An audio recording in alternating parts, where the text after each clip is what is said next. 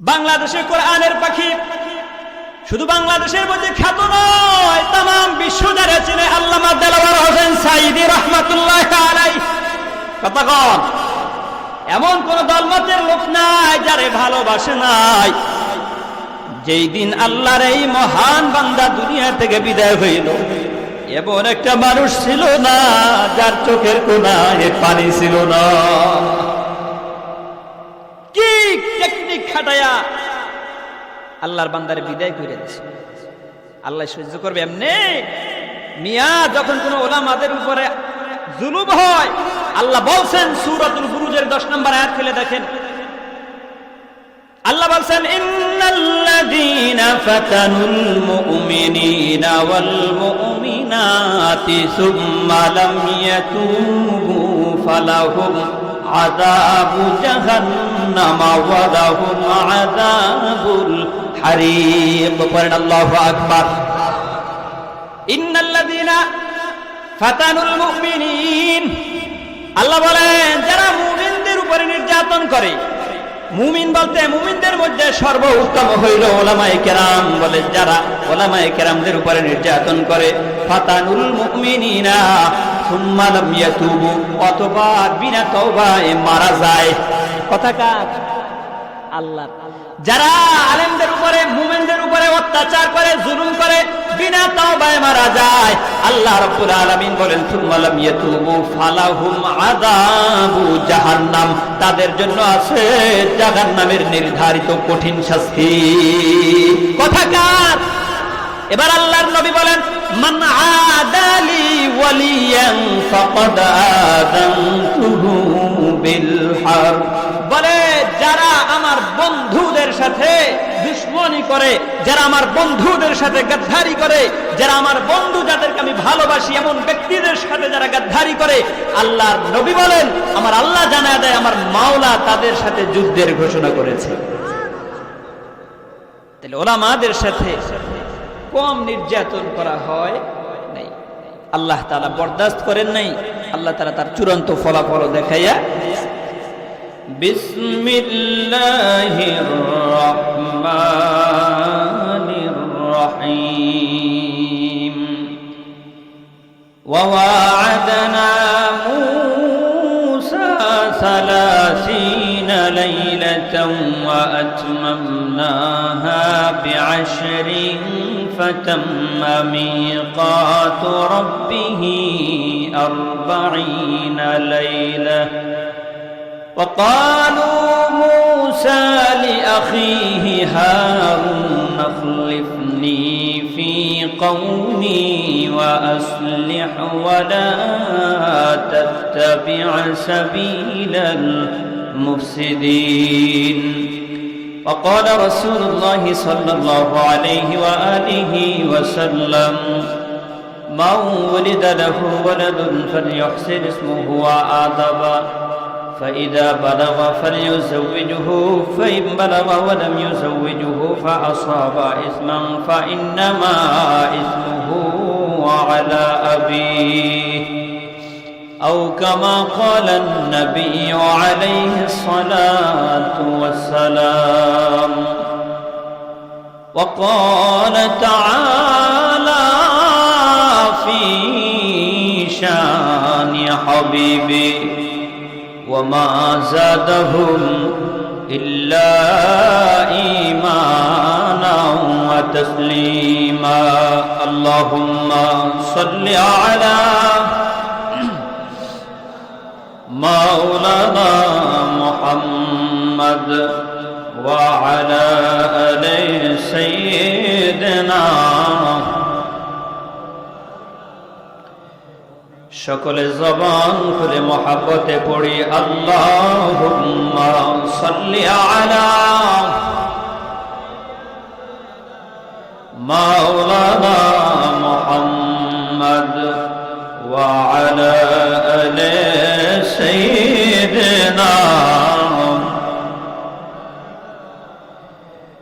মদের নবী বিশ্ব নবী তুলনা যার নাই,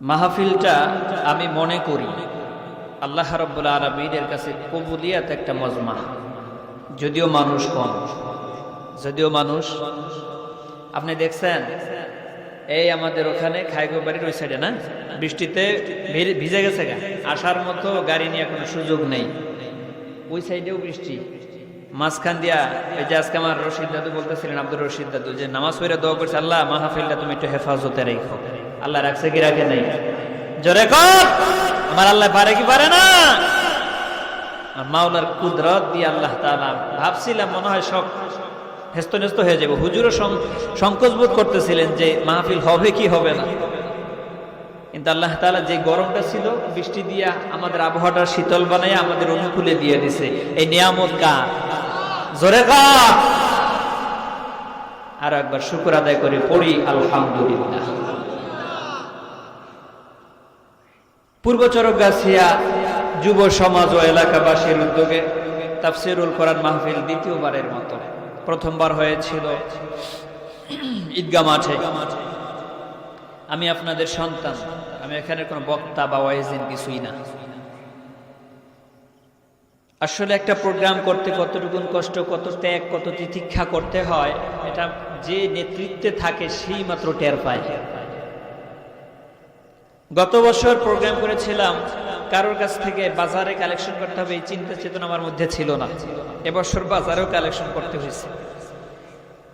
যাই হোক, এত কষ্টের পরেও যখন আপনাদের উপস্থিতি চোখে পড়ার মতো না হয়, তখন মনের মধ্যে স্বাভাবিকভাবে ব্যথা লাগে, কি লাগে না? এখানে যারা সুধী হয়ে আসছেন অধিকাংশই দূরের মানুষ, আমার গ্রামের মানুষ, কিন্তু ওরকমের উপস্থিত পাওয়া যায় কি? দুনিয়ার মধ্যে সর্বশ্রেষ্ঠ মহামানব, তার নাম কি?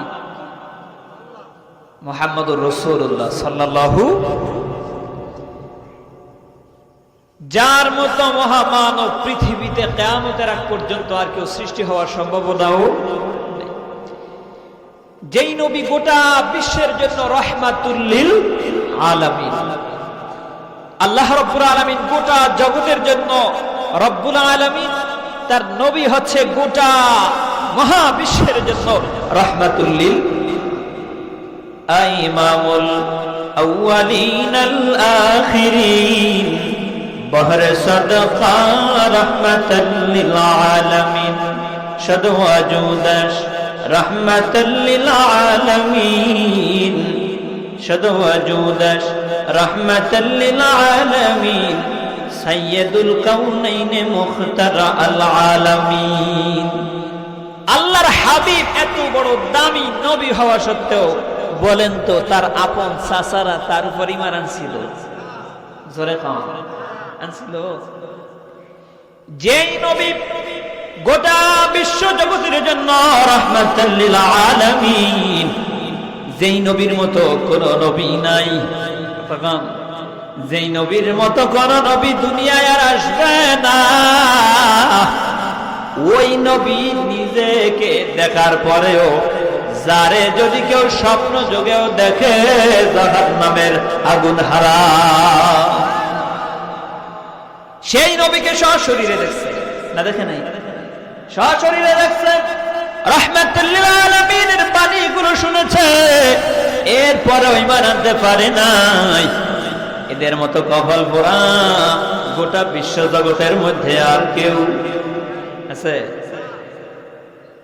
বলার উদ্দেশ্য হলো রাহমাতুল লিল আলামিন গোটা বিশ্ব জগতের রহমত। সেই নবী তার আপন চাচাদেরকে হেদায়েত দিতে, তাহলে কি বোঝা গেল? হেদায়েত রাসূলের হাতে ছিল। হেদায়েত কার হাতে? মাইয়াহদিল্লাহু ফাহুয়াল মুহতাদ। এর উত্তরাধিকারী, হেদায়েতের মালিক একমাত্র আপনার আমার মহান মালিক। চিল্লায়া এখন তার নাম। তিনি যারা ইচ্ছা তারা হেদায়েত দিবেন, যারা ইচ্ছা তারা হেদায়েত দিবেন। সম্মানিত সুধী, তো আমি তো ওই রাসূলে কারীম সাল্লাল্লাহু আলাইহি ওয়াসাল্লামের জুতা মোবারকের নিচে যেই ধুলা মোবারক, এক বিন্দু পরিমাণ ধুলা যদি এক পাল্লায় দেওয়া হয়, আমার মতো সদর বছর যদি 1 কোটি এক পাল্লায় দেওয়া হয়, রাসূলুল্লাহ সাল্লাল্লাহু আলাইহি ওয়াসাল্লামের পায়ের জুতা মোবারকের নিচে এক বিন্দু, এক কণা ধুলার সমান হব, আমার দাওয়াতে এত তাড়াতাড়ি সব পরিবর্তন হবে এটা আশাও করি না। কিন্তু খারাপটাও সময় লাগে যে এত সুন্দর আয়োজন করলাম, আজকে আল্লাহর ওলির জামাত আমাদের মাঝে হাজির, হ্যাঁ, কিন্তু কই এই যে দক্ষিণ চরকেশ্বর, সেখানে তো আল্লাহর ওলির সাগরেদ আছে না নেই? সবাই আসছে, আসতো। এই জামাত পীর সাহেব চরমনায় একটা কথা বলে, মিয়া এই বাঙালির নফস চারটা, কয়টা? মূলত কোরআন হাদিস ঘাইটা নফস হইল তিনটা, কয়টা? নফসে আম্মারাত, নফসে লাওয়ামা, নফসে মুতমাইন্না। হযরত পীর সাহেব চরমনায় বলে বাঙালির আরো একটা নফস তৈরি হয়েছে, নফসে খাওয়ামা। কি নফস? নফসে খাওয়ামা। এই নফস খালি খাওয়ার দিকে দৌড়ায়। আজকে যদি আপনি তিনটা ডেক সাজাইতে পারতেন, একটা গরু কাট কইরা দিতে পারতেন, দেখা যাইত কিছু হলেও লোক পারত। কি কম? তো এখন বাঙালির নফস হয়েছে সাইডটিয়া। একটা নফস খালি খাওয়ানোর দিকে দৌড়ায়, খাওয়ানো যেখানে আছে ওখানে পাবলিক। প্রিয় ভাইরা, আমি বিশ্বাস করি এখানে যারা বসছে কেউ খাওয়ার জন্য বসি। আমরা খাওয়ান একটা চাই। মাওলা জান্নাতের মধ্যে আপনি স্বীকার দিচ্ছেন, যারা জাকিরিন জিকির করবে তারা যেন জান্নাতের ফল ভক্ষণ করে। আমরা জিকির করছি না, করি নেই? যদি আল্লাহ খাওয়ায় জান্নাতের মধ্যে খাইতেও, আল্লাহ কবুল করুন। জোরে কাম সবাই একটা সমস্বরে মাওলারে ডাক দেন আল্লাহ। হয় না, আরো জোরে একটু ডাক দেন আল্লাহ। আল্লাহ আল্লাহ আল্লাহ সারা ওই কবরে নাই কে হো। কথা ঠিক না বেটি? বাজান আমার আব্দুর রশিদ মাওলানা আর কোন দিন এই দুনিয়ায় আসবে না। ঠিক না বেটি? শাইখ আমার ফজলুল করিম মাওলানা আর কোন দিন এই দুনিয়ায় আসবে না। আল্লাহর ওলি বলতেন বাবারা হাতে ধরি পায়ে ধরি ফেরো তোমরা। সিল্লাইগণ ঠিক না ঠিক? সমাজ হাজিরিন, আমি আপনাদের সামনে সংক্ষিপ্ত সময়ের জন্য সূরাতুল আরাফ থেকে তেলাওয়াত করেছি। অল্প কিছু কথা বলে আমি আপনাদের সামনে থেকে বিদায় দিব। মূলত আমি আগেই বলছি, আমি কোনো আপনাদের এই মঞ্চে অন্তত বক্তা না, আপনাদের সন্তান। আল্লাহ আমাদের উস্তাদ ছিলেন মাওলানা আব্দুল জলিল সাহেব, গোফখালী মাদ্রাসা এখনো আছে, সাকামাইয়া তারিখেটার না। উনি বলতে বললাম হারিকেন চিনো, কুপি ল্যাম্প চিনো? বলতাম অবশ্যই চিনি। কয় মিয়া এই ল্যাম্প কিন্তু চতুর্দিক আলোকিত করে, কিন্তু নিজের গোড়াটা। হ্যারিকেন কিন্তু চতুর্দিক অন্ধকারের দূরাচ্ছন্ন করে আলোকিত করে, কিন্তু হারিকেনের গোড়া কিন্তু অন্ধকার। হুজুর ওইটা বইলা আমাকে একটা ইঙ্গিত করেছে, হুজুর বলতে হয় না, আমি বুঝে গেছি, আপনারাও বুঝেন। প্রিয় সুধী, জ্ঞানী যারা বুঝে তারা শুধু ইশারায় নাদান অবুঝকে বুঝাইতে কে পেরেছে কোথায়। তরকারির মতো তরকারি হলে অল্প জালে সিঝে, বুদ্ধিমান ব্যক্তি যারা ইশারাতেই বোঝে। ঠিক না? আল্লাহ হেদায়েত দান করুন, বলেন আমিন। সম্মানিত হাজিরিন, আল্লাহ পাক রব্বুল আলামিন বান্দাকে বড় মহব্বত করে, বান্দাকে বড় ভালোবাসে। আমার আজকের আলোচ্য বিষয় মনে রাখবেন, আজকের আমার আলোচ্য বিষয় হলো আল্লাহর সঙ্গে বান্দার দিদারের মজা কি, স্বাদ কি। বলেন আলোচনার মূল বিষয় কি? আল্লাহর সাথে বান্দার দিদারের মজা কি, স্বাদ কি। এই সম্বন্ধে আল্লাহ তাআলা সূরাতুল আরাফের মধ্যে মুসা নবিয়ানা আলাইহিস সালাতু ওয়াস সালাম আল্লাহর সঙ্গে মোলাকাত হয়ে দিদার হয়েছে, এই দিদার সম্বন্ধে আল্লাহ একটা বিশদ আলোচনা করছেন। আমি সেই আলোচনাটাই আপনাদের সামনে উপস্থাপন করতেছি ইনশাআল্লাহ বিইজনিল্লাহ। যদি আপনারা দোয়া করেন, আমি কোরআন নিয়ে বসছি, কোরআন থেকে আপনাদেরকে একটু বোঝানোর চেষ্টা করি। আল্লাহ তাআলা কবুল করুন, পড়েন আমিন। আল্লাহ রাব্বুল আলামিন বনি ইসরাঈলের একজন পয়গম্বর নবী দান করেছেন, যার নাম হলো মুসা আলাইহিস সালাতু ওয়াস সালাম। যিনি পৃথিবীতে আসার আগ থেকে বিরুদ্ধে ষড়যন্ত্র শুরু হয়ে গেছে। ফেরাউনের নাম আপনারা জানেননি? এই ফেরাউন দুর্নীতি কইরা, রাতের ভোট গিনি কইরা, মানুষের ভোট অধিকার লঙ্ঘন কইরা ক্ষমতায় আসুন না একদল চলে গেছে, আছে না নাই? এই ফেরাউনের নীতি আদর্শ এমন ছিল, দুর্নীতি কইরা ক্ষমতা পাইছে। ছয় সারি অনেক লম্বাই, যে অত বলার সময় নাই। এই ক্ষমতা পাওয়ার আগে ওদের একটা পুরোহিতের উপরে বিশ্বাস ছিল, গণক ঠাকুরের উপরে। তো যখন ক্ষমতায় বসছে মিশরের, এবার পুরোহিত ডাকছে, বড় বড় আরবের মিশরের বড় বড় পুরোহিত ডাইকে আনছে। এই আমার কপাল গুণ, আমার ভাগ্যলিপি গুণ গুনে দেখ, আমার জীবনে কোনো ফাড়া আছে কিনা। এই ডেকোরেশনের বাইক কই, পিছনে কাপড়ের ব্যবস্থা করো।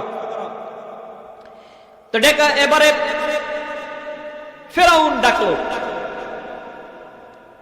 একটা প্রতিনিধি টিম তৈরি করলো। এই আমার গুইনা দেখ, আমার রাশির মধ্যে কোনো খারাপ কি কিছু আছে কিনা। প্রতিনিধি গণক ঠাকুর গুইনা কয়, এ মুসা, তোমার কপালের মধ্যে খারাপই আছে। বলে কি খারাপই? এ মুসা, এই মিশরের মধ্যে কিছুদিনের মধ্যে একটা সন্তান ভূমিষ্ঠ হবে।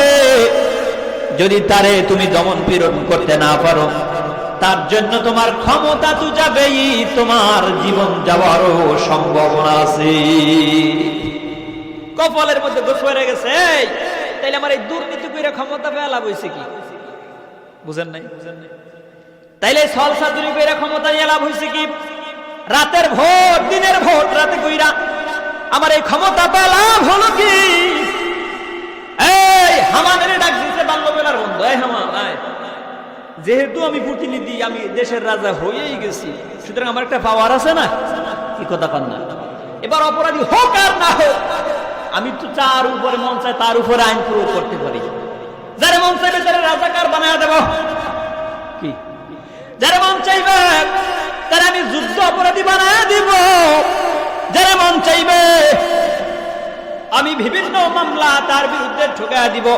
যারা মন চাইবে ঘর থেকে নামাইয়া আইনা তারপরে জেলের মধ্যে বইরা দিব, অপরাধ লাগবে না। আমার সেই শক্তি তো আছে। কি কথা পান? বাংলাদেশের প্রধানমন্ত্রী যারে মনে চায় তারে নিয়া জেলখানে ভরতে পারে না? মনে হয় ভরে নাই, ঘরে ঘুমাইতে দেয় নাই। আল্লাহ কই থাম, সময় আসতে আছে। আল্লাহ দেখায় নাই, বলে এটা এমনি এমনি দেখায় নাই। ওলামাদের সাথে বেয়াদবি একের পর এক এমন ভাবে করেছে, চূড়ান্ত পর্যায়ে যখন পৌঁছে গেছে, আল্লাহ রাব্বুল আলামিন আসমানি ফয়সালা দেখায় দিয়েছে, কইয়া যাও নিয়ে সুযোগ পর্যন্ত পায় নাই। কতক্ষণ ঠিক না বেঠি? মাওলায় পারে কি? কতক্ষণ পারে কি পারে না? সম্মানিত সুধীর, বাল্যবেলার বন্ধুরা ডাকতেছে, এ হামান, ক্ষমতা তো আছেই, যা যা তালাশ কর, আইন জারি কর। আগামী 3 মাসের মধ্যে মিশরের মধ্যে কোন ছেলে সন্তান যদি জন্মগ্রহণ হয়, ওই ছেলে সন্তানকে কতল করে করে নীল নদের মধ্যে ভাসায় দিবা। আল্লাহ সে কথাই কোরআনে বলেছেন, ইউকাত্তিলুনা আবনাআকুম ওয়া ইস্তাহয়ুনা নিসাআকুম। ইউকাত্তিলুনা আবনাআকুম, এ হামান, ছেলে যত জন্মগ্রহণ করবে তাদেরকে কতল করে করে তুমি নীল নদের মধ্যে ভাসাইবা। তবে ওয়া ইস্তাহয়ুনা নিসাআকুম, খবরদার কোন মেয়েদের মারবা না। কি করবা না? কারণ মেয়েদের মধ্যে তো আমার কোনো দুশ্মন নাই, ছেলেদের মধ্যে দুশ্মন। সুতরাং ছেলে যা জন্মগ্রহণ করবে সবাইকে মেরে ফেলবা। তাই বোঝা যায় ফেরাউনের মধ্যে একটা নীতি আদর্শ জোরে কম। কিন্তু বাংলাদেশের তথাকথিত কিছু নোংরা রাজনীতির লোকদের মধ্যে সেই আদর্শ খুঁজে পাওয়া। এজন্য আমি প্রায় মাহফিলে বলেছি, এরকমের 5টা ফেরাউন যদি এক জায়গায় করা হয়, যেই দুর্নীতির শীর্ষে পৌঁছবে, যেটাই চলে গেছে ফলাইয়া, ওর দুর্নীতির 5 ফেরাউনের সমান হবে না। 5 ফেরাউন এক জায়গায় গেলে যে হবে, ওর সমান হবে না। বাংলাদেশের কোরআনের পাখি শুধু বাংলাদেশের মধ্যে খ্যাত নয়, তাম বিশ্ব যারা চিনে আল্লামা দেলাওয়ার হোসেন সাঈদী রাহমাতুল্লাহি আলাইহি। কতক্ষণ এমন কোন দলমতের লোক নাই যারে ভালোবাসে নাই। যেই দিন আল্লাহর এই মহান বান্দা দুনিয়া থেকে বিদায় হইল, এমন একটা মানুষ ছিল না যার চোখের কোণায় পানি ছিল না। কি টেকনিক খাটায়া আল্লাহর বান্দারে বিদায় করে দিয়েছে। আল্লাহ সহ্য করবে এমনি? মিয়া যখন কোন ওলামাদের উপরে জুলুম হয়, আল্লাহ বলছেন সূরাতুল বুরুজের 10 নম্বর আয়াত খুলে দেখেন। আল্লাহ বলছেন, ইন্নাল্লাযীনা ফাতানুল মুমিনিনা ওয়াল মুমিনাতি সুম্মা লাম ইয়াতুবু ফালাহুম আযাবু জাহান্নাম ওয়া লাহুম আযাবুল হারিক। পড়েন আল্লাহু আকবার। ইন্নাল্লাযীনা ফাতানুল মুমিনিন, আল্লাহ বলেন যারা মুমিনদের উপরে নির্যাতন করে। মুমিন বলতে মুমিনদের মধ্যে সর্বোত্তম হইল উলামায়ে কেরাম। বলে যারা উলামায়ে কেরামদের উপরে নির্যাতন করে, ফাতানুল মুমিনিনা সুম্মা লাম ইয়াতুবু, অথবা বিনা তওবায় মারা যায়। কথা কার? আল্লাহর। যারা আলেমদের উপরে মুমিনদের উপরে অত্যাচার করে, জুলুম করে, বিনা তওবায় মারা যায়, আল্লাহ রাব্বুল আলামিন বলেন সুম্মা লাম ইয়াতুবু ফালাহুম আযাবু জাহান্নাম, তাদের জন্য আছে জাহান্নামের নির্ধারিত কঠিন শাস্তি। কথা কার? এবার আল্লাহর নবী বলেন, মান আদালি ওয়ালিয়ান ফাকাদ আযানতুহু বিল হারব। বলে যারা আমার বন্ধুদের সাথে দুশমনি করে, যারা আমার বন্ধুদের সাথে গাদ্দারি করে, যারা আমার বন্ধু যাদেরকে আমি ভালোবাসি, এমন ব্যক্তিদের সাথে যারা গাদ্দারি করে, আল্লাহর নবী বলেন আমার আল্লাহ জানায় দেয় আমার মাওলা তাদের সাথে যুদ্ধের ঘোষণা করেছে। তাহলে ওলামাদের সাথে কম নির্যাতন করা হয় নাই।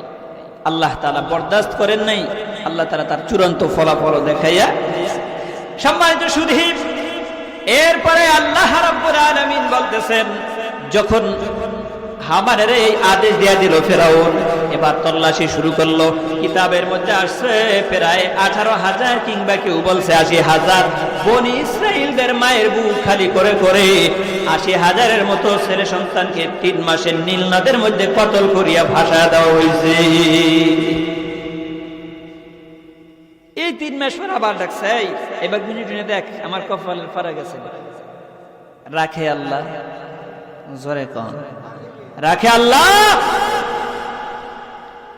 গুনছে, গুনে দেখতেছে ফেরাউন তুমি যারে মারার জন্য এত প্ল্যান পদ্ধতি করলা, সে তো মরে নাই, তার বয়স এখন 2.5 থেকে 3 মাস। মাওলায় পারে কি পারে না? জোরে কম। এই আমার কাজ হইব না, এবার বাড়ি বাড়ি তল্লাশি কর। ওই যে ভূমিকা পালন করে গেছে, বাড়ি বাড়ি তল্লাশি শুরু করলো। ঘরে ঘরে যে তালাশ কর, কোথায় আমার দুশ্মন পলা আছে। ওইদিকে মুসার মা টেনশনে আছে, কারণ জানে দেশের মধ্যে ছেলে সন্তান এখন জন্ম দেওয়া হারাম, দেওয়া যাবে না। যদি দেয়, আর যদি ফেরাউনের দলবল জানে, তাইলে কতল কইরা দরিয়ার মধ্যে বাসায় দেওয়া হয়। কিন্তু মা তো মহব্বত আছে না নাই, ভালোবাসা আছে না নাই। যদিও ছেলে বাকালঙ্গ হয়, যদিও মেয়ে বাকালঙ্গ হয়, সবাই মুখ ফিরে আনিতে পারে, মা বাবা কোনদিন সন্তানের থেকে মুখ ফিরায় না। সন্তান দেখতে কালো, মা ভালোবাসা তারপরেও কয় কালো মানিক। কি কয়? দেখতে কালো, সন্তানের ছোট বানাইতে চায় না, এই জন্য কয় আমার কালো মানিক। আমরা ওই সম্পদ পেয়েছি। আমার শায়েখ ওমর শেখ কালো মানুষ ছিল, কিন্তু আমরা তারে কি করি? আল্লাহু আকবার। আর এই কথা ঠিক না প্রিয় ভাইরা? যাই হোক, অনেক লম্বা ইতিহাস। শেষ পর্যন্ত মারার জন্য যত প্ল্যান পদ্ধতি যাই করলো সব কিছু হেস্ত নেস্ত কইরে দিছেন কে? জোরে কন, আমার মাওলা কইরে দিছে। এরপরে মুসা আলাইহিস সালাম বয়স বেড়ে অনেক লম্বা ইতিহাস। আমার বলার উদ্দেশ্য হলো মুসা আলাইহিস সালাম আল্লাহর সঙ্গে দিদারের যে মূল হিস্টোরিটা, যে দৃশ্যটা, ওইটা আপনাদের সঙ্গে আলোকপাত করা। এবার আল্লাহ বলতেছেন যে এই মুসার জীবনে আমি অনেক পরীক্ষা করছি, সব পরীক্ষায় মুসা পাস করছে না ফেল করছে? মুমিনদেরও আল্লাহ পরীক্ষা করে কি করে না? জোরে কম। ফসল দিয়ে পরীক্ষা করে, ফসল নিয়ে পরীক্ষা করে। কি কথা ঠিক না?